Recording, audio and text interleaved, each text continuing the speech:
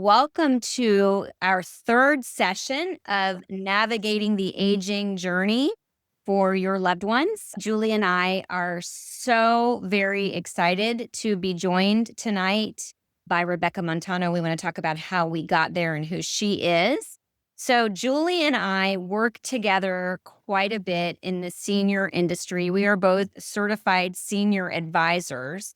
And what that means is that we have passed a test and taken a course, which Julie says was harder than her MBA, but to really get a good general broad overview of all of the challenges and the decisions that people will face as they age. We felt that it was really important because there are so many adult children or adult family members that are serving as caregivers that we have no idea unless we're in it. And that's not always the best time to learn. So we're trying to really proactively, educate as many people as we can and serve as a resource.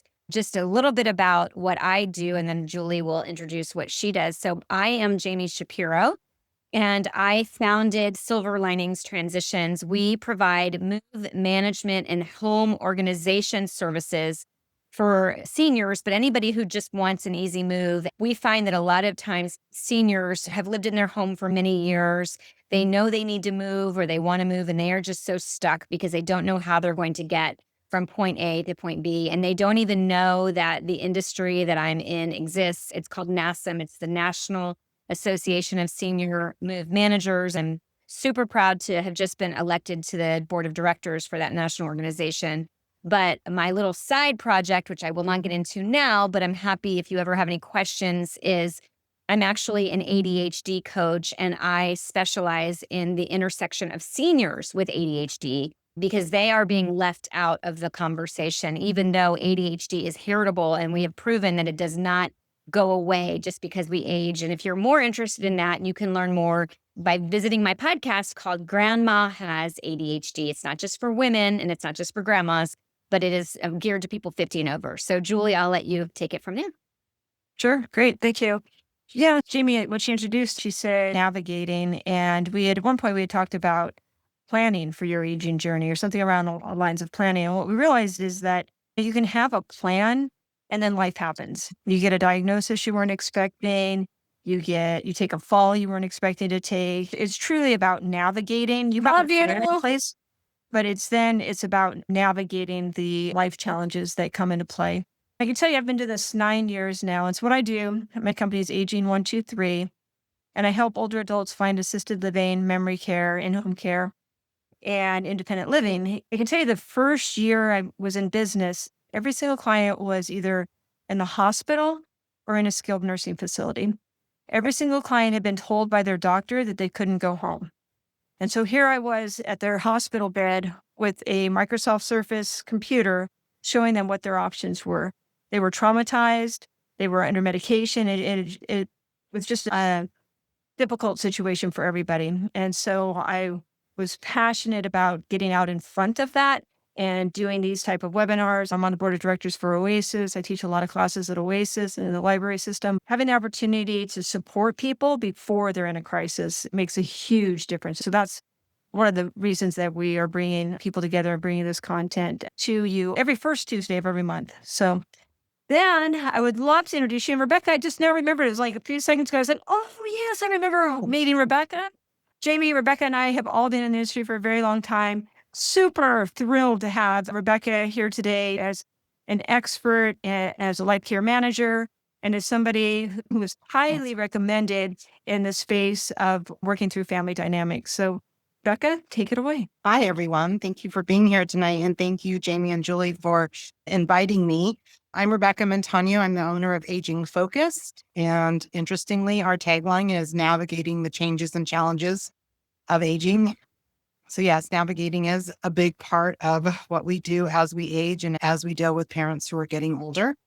I am an aging life care manager. And what we do is we come into a family's home or a person's home, and we assess what's going on with them. We help them to find all of the resources that they need to make their lives easier and better, but adding quality of life is a big component to our work. We get all those resources in place. We monitor them, make sure that things are working because life is fluid, things change, and someone might need a different type of service after a short period of time, or might need to transition and something happens with the original goals of our plan. And then we act as advocates for our client and educators to everybody who's in that person's life, whether that's family members, medical personnel, ancillary services, age communities where they live, whatever the case is. We can be with a client for a short period of time and for a very long period of time. So I've had clients for a month, which maybe I've done some care coaching with them or have done an assessment and given them a plan and they've gone on their merry way. Then I've been with clients for up to 11 years. So I started Aging Focus in 2007. So I have been around for a while. I want to just briefly share a little bit more about Rebecca because I know it's really hard to do your own plug. We did a conversation with another aging life care manager, Alicia Clark, last month, and the topic came up about what if everyone isn't in agreement? It's not always like everyone says we're going to do this and let's do that. So we knew that we needed to kind of change the way that we were going to address these conversations. And Alicia said, you have got to talk to Rebecca. She specializes in mediation. So she is a PhD. I wanted to make sure that people knew that. My PhD's in human services with the specialization in gerontology, and I have like tons of different credentials, which we'd be here all day if I went through them. But one of the things that I do is family mediation and help families determine why they're not agreeing and educate them on their options so they can agree, because sometimes people have unrealistic expectations, and then try to get them on a course of plan that everybody can live with. So we call that a win-win outcome, helping them to get the information they need to make the compromises that they need to in order to move forward. Great. Well, one of the reasons that I was so excited about this topic is I actually have had an aunt who passed away. I had 4 cousins, and now she died unexpectedly, and it was about stuff, but you got to see the dynamic. They were fighting over her things. The police had to be called in, and the cousins broke apart to never spoke again, and 2 of them have since passed. I am an only, interestingly. So I have heard that we kind of carry the roles that we had in growing up into the relationships that we're having with our siblings as we age and as our parents are aging. Both Julie and I talked about this. We see it in our clients. You can go in and you can sense when there's discord. So Rebecca, I would love to hear maybe a story or two and how you work with them. And then of course, open it up for any questions that people specifically are here for. Yeah. So Jami, I say that the only time that there is not family conflict is when you're an only child. It's hard to be an only child. I'll just say that. Yes. But I will say that an only child said that's not true, because sometimes I'm in conflict with my parents. And then that's another form of mediation that we might do. So in reality, unless you're a family of one, you will never have conflict. But as long as there are 2 people, there are times that there's disagreement. And sometimes people are able to work those out, and other times they are not. So I always like to share my story of the Dodgeball sisters. This was a family of sisters. There were 3 sisters in this family, and they were pitted 2 against 1 about what to do with their parents. And one of the sisters had really unrealistic ideas. She had no clue what it was going to take to really care for her mom in the capacity that she wanted to care for her mom. I had another sister who was just going to do what her other sister said to her because she was part of the twosome. And then we had the third sister who was against them, and she was just against them, but she wasn't sure why. But she did not like any of their plans. And every time that they tried to sit down and talk about it, it turned into a screaming match. And usually that was a sister that would walk out of the house. So they contacted me, and we sat down for mediation. I explained all the rules, got through the whole process. And I asked each of them to set their goals for the meeting and tell me what their perspective was on taking care of the mom. And they did that. And as the conversation continued, I provided the sister who had really unrealistic expectations with a real clear picture of what care was really going to look like. 24/7 care at home is not easy, especially when you don't want to have help. And her sisters were unable. One sister was able to help a little bit. The other wasn't and didn't want to. And so we had to go through this whole education process of this is what it looks like. This is your mom's diagnosis. It might seem easy now, but in 3 months, this is what it's going to look like. In 6 months, this is what it's going to look like. In 1 year, this is what it's going to look like. And as we continued talking, at some one point, the sisters started to argue, and it was the one sister against the other two, and it was clearly a problem. And finally, the single sister, the person sister on the one side team, just said to her, "You guys have always shut me out. You've done this since we were kids. And I am sick and tired of it. And I'm not going to do this anymore. And I don't care what you say. You come up with the best plan ever. I'm not doing it." And I said, "Okay, you've been doing this since kids. What happened when you were kids?" And she just so happened to be the middle sister. What it turned out to be was they would be sent out back to play dodgeball. And the oldest sister would always take the middle sister out to try to encourage the younger sister to win. And so this middle sister felt like no matter what she did, no matter how hard she played, no matter how hard she tried to get along with everybody, she was always taken out. And until her older sister realized that she had done this to her their whole life, because it wasn't just dodgeball, it was later, some other activity. So the older sister was taking care of the very youngest, leaving the middle one out, that she had been hurting her her whole time. And until she actually provided her a very heartfelt apology, because she really did not realize this. I mean, there was tears and Kleenex flowing all over the place and noses being blown and all kinds of stuff. And then we got to hugs and that sort of thing. Were they actually able to hear each other? Once we got through that discussion, got through the apology and the issue of what was really happening in that family, able to talk to each other and actually hear one another. Because middle sister thought she was being set up. Right? You guys are coming up with this great plan, but you're setting me up to get me out on dodgeball again. And once we were able to do that, we were able to create a really good plan where they each could commit to what was really in their bandwidth of care for their mom, because they all each had their own families, had their own jobs, other things to do in life. And we were able to come up with a really good plan for them. We developed a memorandum of understanding for them. And I said to them, if this gets in a situation where you can't follow this, give me a call back and we'll sit down again.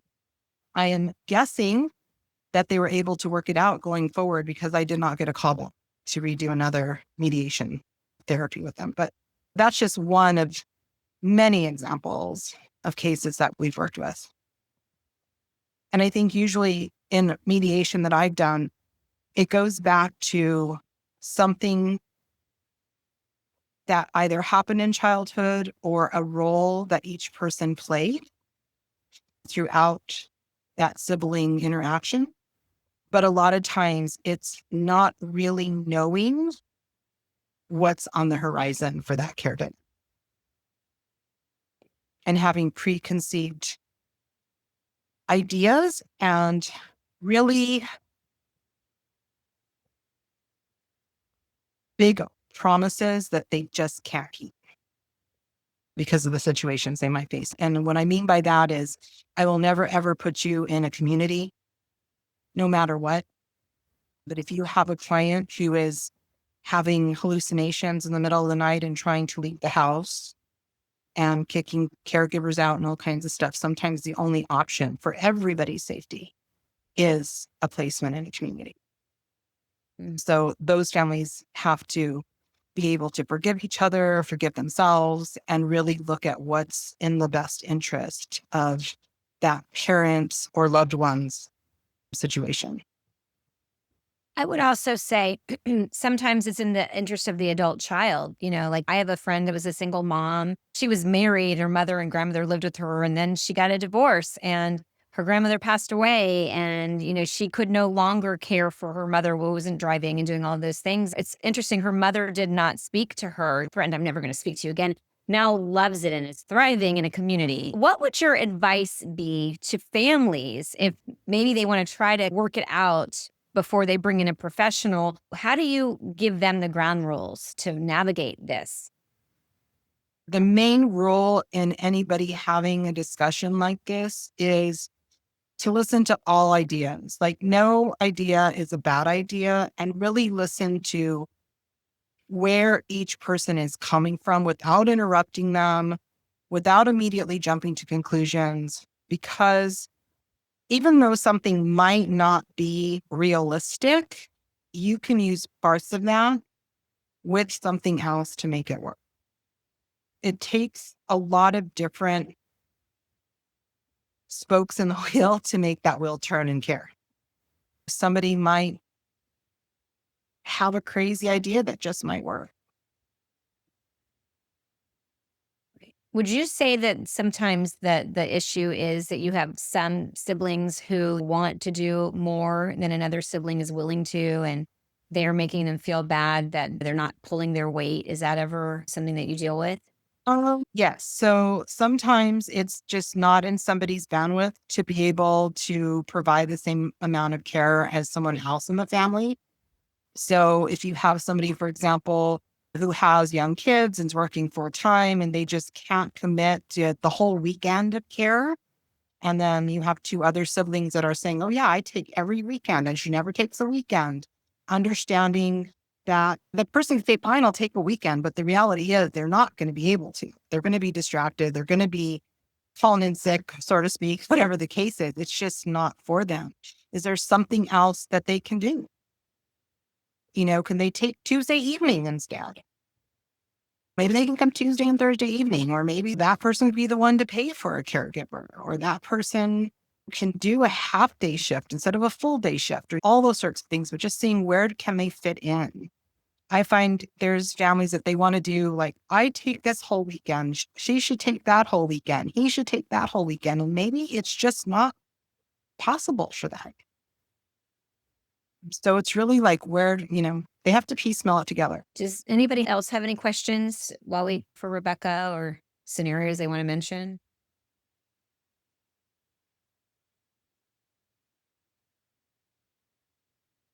Hey, it's SC Shapiro. I wanted to chime in. Thank you, Rebecca, for bringing that situation into light.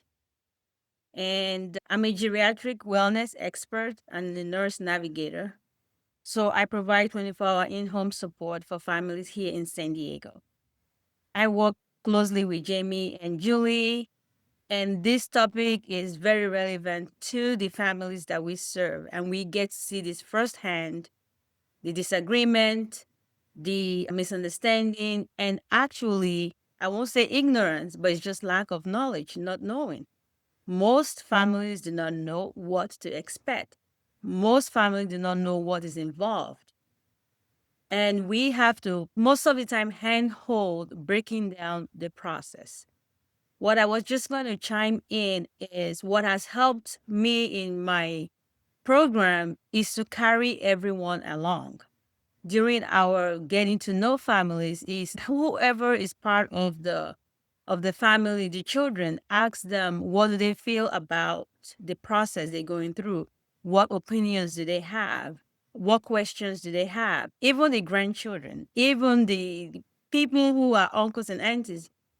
The reason is because people are going to receive or feel the process differently, and you want to hear every emotions that are on the table. And that gives families the opportunity to welcome the changes, to say, oh, the nurse told me this, or the case manager told me this, and ask the grandchild for this and ask the sister or the middle brother, what role are they playing in this process? Asking everyone involved and sending reports to families and asking who needs a report of what is going on, who needs feedback on what is going on, having all their emails for update, make people feel like they are heard. One of my childhood, I won't say trauma, but experiences was also not being heard because I was a middle child of 12. Oh, wow. Yes. So I was not the one that my opinion didn't count. Either I was passed or it didn't matter. But I knew deep down in me when I lost my dad that I had an opinion because I was in school of nursing. But I was the sixth child that didn't have an opinion. So nobody cared what I thought. So my goal is to really give everyone a chance to say, what do you think about this your grandpa is going through? What do you think about what your dad is going through? What do you think about your mom is going through? And you get to hear from them. And that approach really helps in developing a good process of long distance caregiving to all of them. And they feel included and they feel heard and they support the process. That's just what I wanted to add to it. Thank you for adding Thank that, you, Essie. Essie. That was Thank great. you. Yeah, that's That's- great. I think that's great. Everyone does need to have a voice, and that's part of the mediation process. When we're doing mediation, it's everybody has to want to be there, and they all have equal say and equal seating. We actually even sit in a way that nobody has power over anybody else in person. If we're doing it on Zoom, obviously everybody's kind of mixed in the screen, so nobody has this place of power. But when we're just working with families, not in a mediation perspective, not everybody wants to be part of the care dynamic. So I want to emphasize that as well. Asking everybody what their role is or asking everybody what they think is important, but you have to also respect the family members who just can't commit to anything or who don't want to be part of the decision-making process or don't want to share their opinions. For some people, that's just too painful. And if they don't want to participate, that's okay. And being able to give them that out is all right. And making the rest of the family, or not making, but helping the rest of the family understand that, they're doing what they can in this care dynamic is okay. Actually, I think we had a screen named Sullivan, I think had a comment or a question a minute ago. I had a question in a different scenario. What are kind of the ground rules on how to talk to a parent who's not? I have two parents. One is ready to move on and do other things and not be stuck in his two-story home any longer. And my other parent doesn't want to discuss it. So I'm trying to just find ways to bring the topic up, and it's not going well so far. So I just need hints on how to engage a more positive outlook on finding a downsizing and possibly independent living in a senior community. I think you missed our introduction. That's okay, because Julie and I were sharing. Julie does placement. She actually helps families determine where to go. And my company helps with the downsizing process.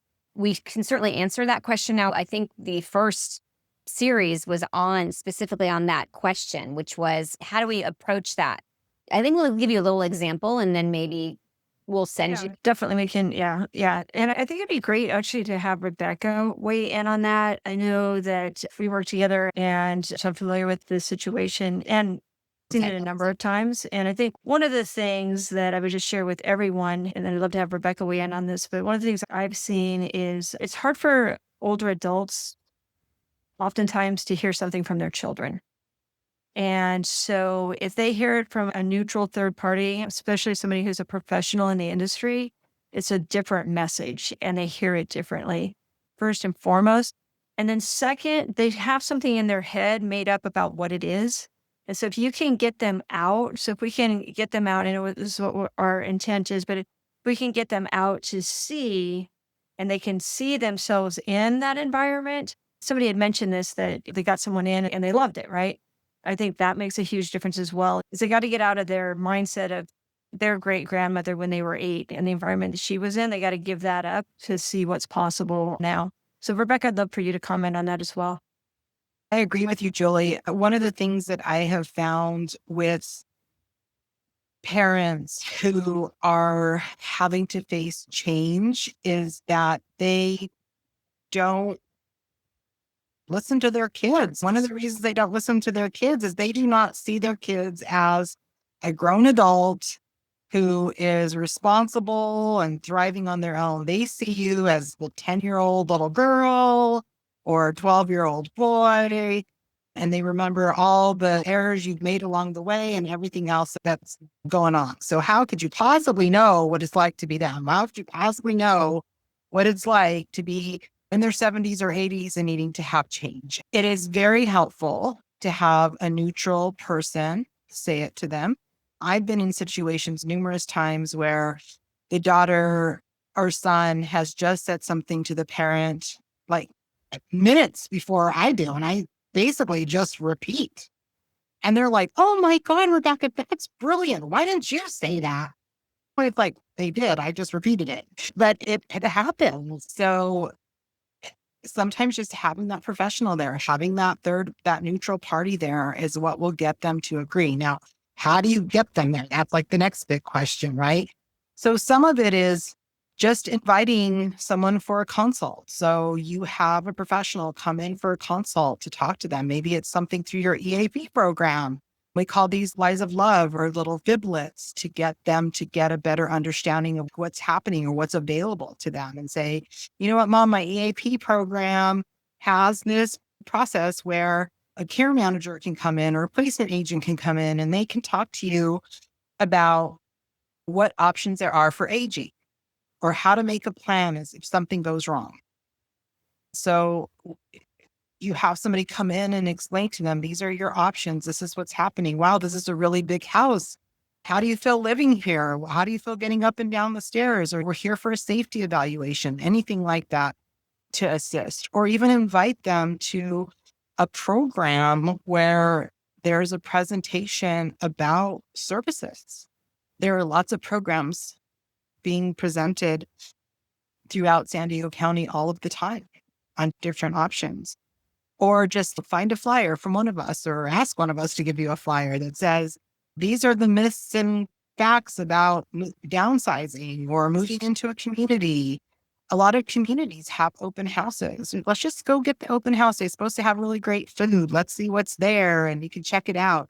Because really, one of the big problems that we see or barriers that we see to people wanting to go to a community is they have the notion of one flew over the cuckoo's nest, right? That's what it's going to look like. It's just this institution and everybody's in gurneys up and down the hall drooling on themselves and nobody's taking care of them and they're in soiled sheets and whatnot. Instead, they walk in and they're like, oh my God, this looks like a cruise line and there's all these activities, really? And there's all these food options. Like they just really don't know that's what community living is like.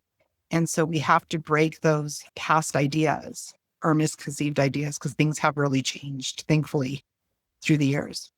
One thing that I do remember that Lori Krause, who was on our first call, mentioned, and I really liked what she had to say, is to say, hey, Mom, Dad, I'm concerned about your safety. I want to know, what is the plan if you were to fall? What do you want to do? Because a lot of times if we don't talk about it, it isn't going to happen. And, you know, as I like to say, crisis doesn't make an appointment. And so just what do you want to have happen? That's another way that she had mentioned approaching it. You do. And I'll tell you, those that I say feel like I tell my mom all the time, Mom, people pay me big money to give them this advice. Like, listen, right? It's just bad. It's coming from their kid. And so sometimes you just aren't the right person to give the message. Yeah, one thing I have found, and this kind of goes back to what you were saying, Rebecca, on family dynamics and including everybody getting their input. I've recently had a situation where it was the grandson by marriage. It was a grandson by marriage that was able to connect with this couple. They're living in Seattle and they came here to San Diego. They were from San Diego. They're from the Rancho Bernardo area. And he's up in Seattle with his wife, who's the blood relative. And they'd been living with them for like 5 years. And it was time for them to go into a community. And then he was the one. So he was the one in the family that could have that conversation and the one that they could hear it from. They hadn't changed his diapers, right? They hadn't seen him as an adolescent. So he could have that conversation. So I think finding who that person is, whether it's somebody in the family or it's somebody, it's a neutral third party. I think the other big thing is choice, giving them choice. We're going to go look at a couple of options to see what you like. Not like it's something that we're going to do anytime in the near future, but it's something just in case there was ever a reason that we needed this, you would already have a choice, right? I go back to where when I first started, everybody was in the skilled nursing or a hospital. And so having people just sharing, having me share that or anyone else share that and let them know how important it is to make these decisions up front before you're in a crisis. And so, because then it's all about having choices. And one of the things that we do in our practice is when we have clients who are still living at home and we know they're going to be at home for a while and that's okay, I say to them, let's go look. We're just looking. That's it. It's like window shopping. We're not going to buy. We're not going to move you in. I promise. You can hold my keys. No, I won't leave you there. And we're just going to go look because it's important for me, for your family members to know what you like and what you don't like so that when we have to make the decision, if we need to make the decision, we have an idea of the type of community that you want to live.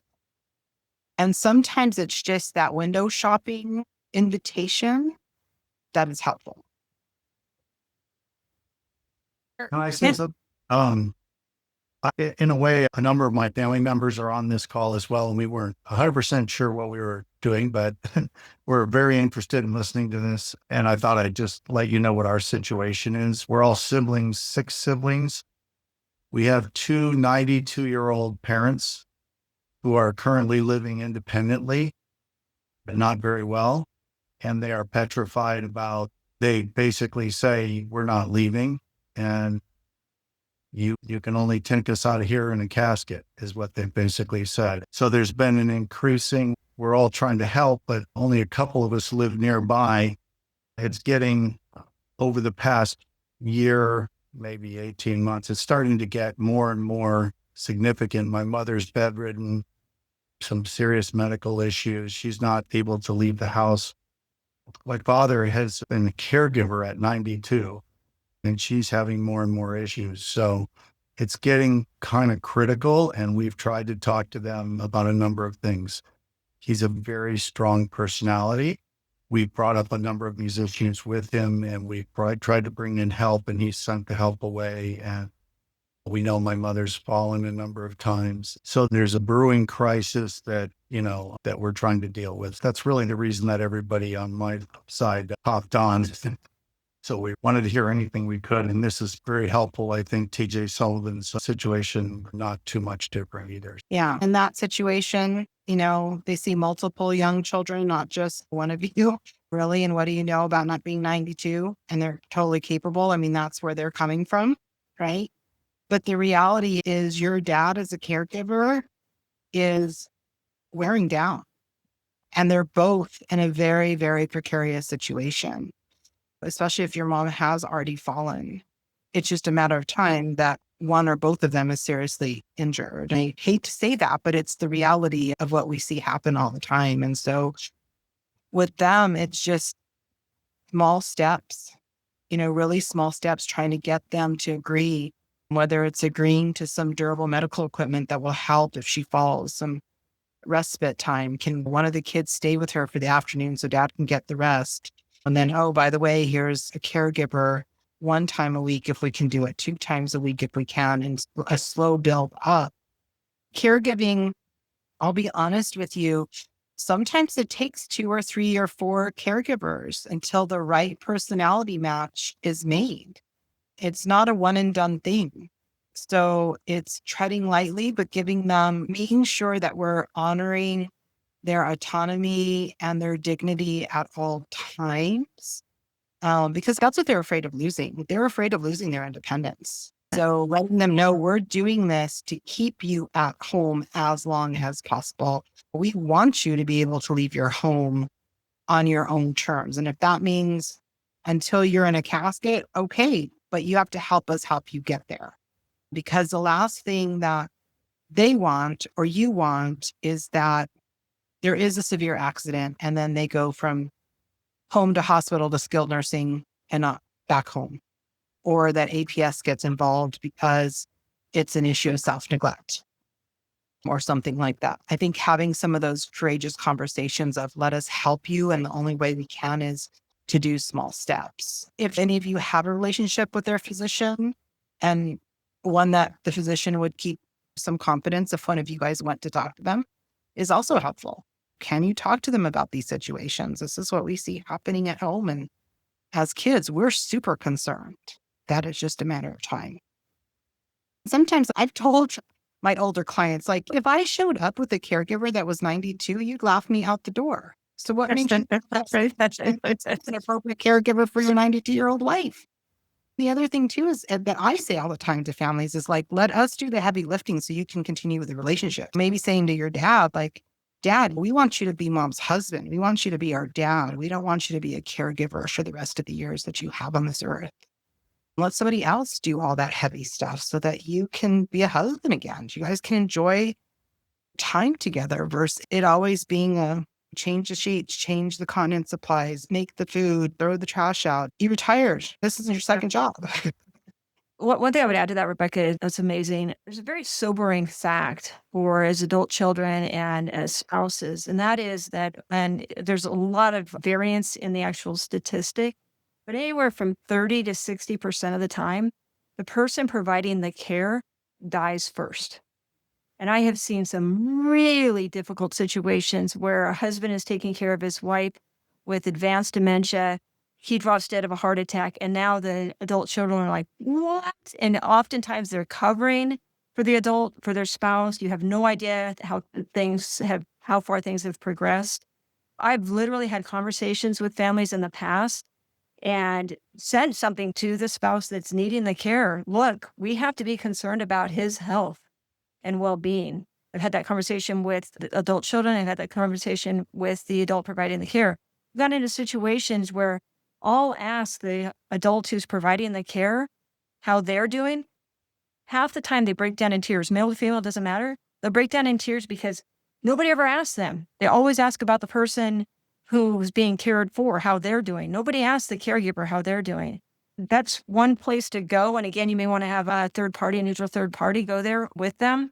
But I have seen many times where I can have that conversation. And now all of a sudden, when you make it about the well spouse, now all of a sudden, a mom who's bedridden has a different view. She certainly doesn't want her husband dying of a heart attack. And I know that's a little bit extreme, but I can tell you it happened. I had it happen 3 times in 1 year, all with veterans who were trying to take care of their wives with dementia. Actually, it was 4 times in 1 year with all veterans trying to take care of their wives with dementia. So I share that with you because I think it's an important statistic, as sobering as it is. I just have to throw in, I remember I was probably in my 20s or 30s, and I saw a 60-minute segment on a husband and wife, and every year for 10 years, they interviewed them, and she had dementia, and he did not have dementia. And you got to see the progressive toll that the caretaking, like I said, I was not in this space. I wasn't even considering this, but it has stuck with me for these years to see that in real time. I'd love to find that if anybody knows what I'm talking about. I'm just going to throw this in addition to what everyone has said. What has helped me with some of my difficult patients and their families, if this helps in any way. We have switched the word caregiver or hiring a caregiver to you are going to have a guest. One of our friends is going to come visit you, and then you can take a break. So we will say, oh, you're having a guest today coming to visit. She knows about this kind of stuff, and it will just help you if you need a meal preparation or just rearranging the house, organizing. You can go for a walk. So it's a way of tricking people, or somebody that has dementia, you're trying to walk with them to get a sense of what would they respond to. So some people will hear caregiving and they will just freak out, or hear, oh, it's an agency, and they will freak out. But when it's a friend or a guest, and we will go in with some grocery bag and say, oh, a friend of ours is dropping in some grocery bag for you. And they're going to just stay for a while and watch mom while you go for a walk. That is how some people have ended up liking who the caregiver was, but they never knew it was a caregiver. They thought it's their daughter's friend or their son's friend who was coming to visit them. And it worked like magic. We've had those patients for over 6 months now.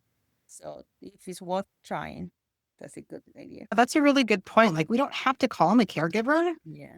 You know, I've called caregivers a personal assistant, a chauffeur, a friend of the family, Ralph.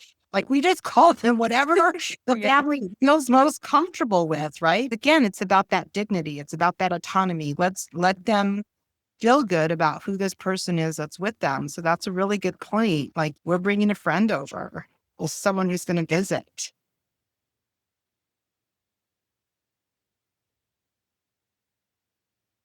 Yeah. Again, I think I started out by saying we have a difficult personality in the father.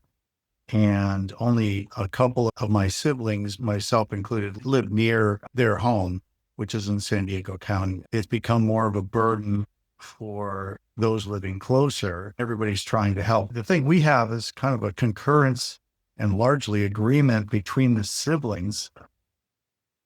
But the problem exists. My mother's no longer really able to assert herself on anything. She's been slowly deteriorating, I think, from a mental perspective, and he does everything for her. So she's not going to be able to disagree with him. I think one of you mentioned earlier that you deal with ADHD or ADD personalities, and being ADD myself, I can say that my father is, manifestly ADD. And he's a very difficult personality as a result. So that's the tough part. Was we've tried to bring in help right now. That we've tried to take a housekeeper who was willing to stay a little bit more time and maybe help do a load of laundry or try to help a little bit here and there. And they tolerate the house cleaning, but not a lot more. And then we have most stuff that gets delivered to them at the house in terms of groceries and everything else. We can't even go over there. We have to give a 20-minute heads up. And many times it's declined that we shouldn't show up because he doesn't really know how she's going to be until we get close to coming. So it doesn't operate on the same clock that everybody else does. So it's very difficult, and it's gotten worse, and we're frustrated. They do have the whole fear of going anywhere to these, quote, facilities that never come and help you, and they never answer the bell, and that whole one flew over the cuckoo's nest disaster. And they're convinced of it, and you can't tell them anything else. So we've all looked at places where it might be good, but I think honestly, it seems that my mother would probably go in a second. She's very compliant if he wasn't there, because she wouldn't have him anymore as a caregiver. He would not go, I think, under any circumstance, and may live alone or may want to come and reside at one of our homes, which has its own issues. Well, I think it's a control thing. This is what he can control. He can control who comes in his house. He can control how groceries get delivered. He can control how long the housekeeper stays and what she does. He can control even visits from his kids because he requires a 20-minute advance notice. He can't control what's happening to his wife. He can't control what's happening in his home from a care perspective. That's out of his control. And so if we can help him just have control of some decisions, but it's more than just that. You guys will need some help to do it, because coming from you it's just not going to work, especially if it hasn't already. Getting his doctors to help you help them, or getting somebody else to help you help them, whether it's a professional who does this type of thing or another form, you're going to need that. Because the fact, when you said he makes you guys give a 20-minute notice, that was like, yeah, you're going to need more than just this podcast, this meeting to get you through that. Control throughout our lives has been monstrous, and most of the time we've learned to ignore him. But my sister, who's on as well, has struck up a little bit closer relationship. She's over there under Dern with their longtime physician, who also is kind of aging out, by the way. Tried to recommend to them that they get somebody closer. It's in another county, and we have a lot of driving to do to get them to any kind of an appointment. And so that's an ongoing struggle that we're having now too, is to get them to get medical care closer to home, to use maybe drivers, Ubers to get there. And it's not that any of us for a second mind trying to help, but it's becoming more and more of a full-time thing. I think with half the siblings or more out of the state, it's not easy. So I was the one that mentioned the ADHD, and I don't know what else is going on, but I do know ADHD and anxiety run together almost always. And a lot of times people also are in control, need to be in control because their anxiety is amplified too. Just adding that into the mix. And I can't imagine being 92 years old. And I hope I get to be, right? That would be a wonderful thing. But you can certainly see where anxiety would be at play when you're 92. Derry, did you want to say anything? Yeah, thank you. You guys are really confirming a lot of things that we've been figuring out, and you've added some new insights, which are really helpful. And I think there's Pat, my brother Pat, and me and another sister are in closest proximity. And what we really see is fear and his loss of control. He's always been in control. And it's really interesting as an adult child to not be respected. I'm 67. And to not be respected for being an adult and maybe having some ideas. And they're so isolated now, and they're not seeing, they don't know really what's going on. And we keep trying to introduce ideas. All your ideas are helpful, and maybe we'll be calling. But it's really hard. I had a conversation with him just a couple of weeks ago and finally said to him, I said, Dad, you say, don't worry about it. I'll handle it. I'll handle it. And I say, I come back every time and you haven't handled it. Why don't I do this? It's so simple. This repair the freezer or whatever.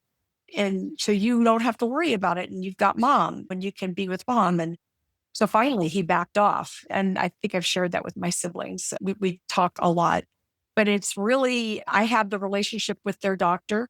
And of course, surreptitiously, if he knew, he would blow me out of the water. And it's amazing that I can't have a relationship with him as an adult. But again, I know he's fearful.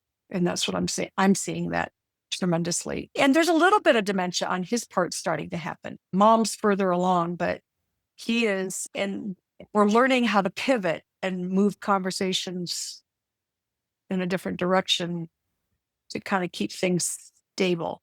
Getting old isn't for sissies. Hey, Carrie, can I chime in?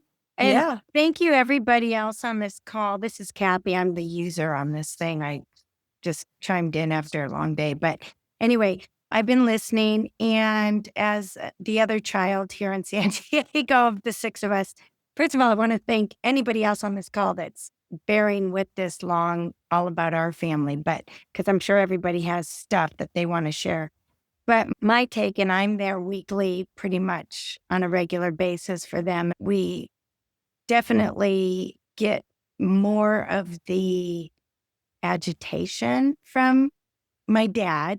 My mom is a saint. She'll be in the registry soon, I'm sure, as Saint Cecilia or Cecile. But anyway, he is the baby steps that you mentioned earlier. He is getting there. And we were just with him Sunday night, and I brought it up again. Dad, let's get somebody in here to help mom just with hygiene and this and that. And he said, yes, I will work on that. I'm going to hire somebody from the local nursing home. And I'm like, okay, because that's typically how he moves. It's got to be from that he initiates it, but he never gets there. We're getting there. And I think that the positive takeaway from all of this for us is that the baby steps do work. And I think we are making progress, but it is taking time and emotion. Well, here's my, I talked about lies of love earlier. And Yeah. sometimes we just need to go with those for the safety of our parents.